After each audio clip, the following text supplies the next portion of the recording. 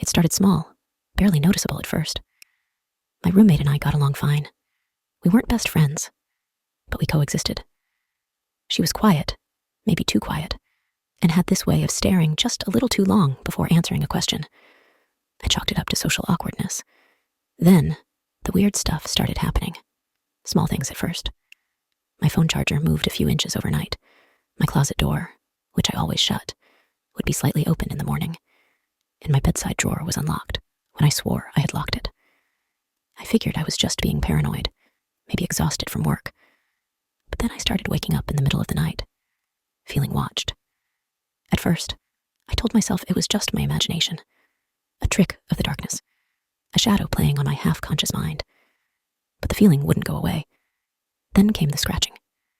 Late at night, just as I was drifting off, I would hear it. A faint, almost imperceptible noise. Not from my window, not from the walls, from under my bed. I told myself it was mice. Had to be mice, right?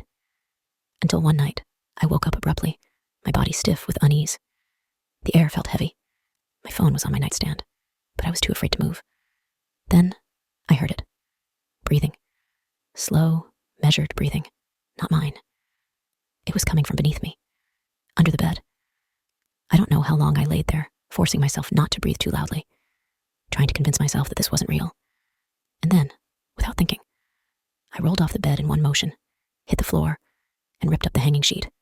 And I saw her, my roommate, curled up, eyes wide open, staring at me. Not blinking, not reacting, just watching. Her face was too still, as if she'd been there for hours, maybe longer.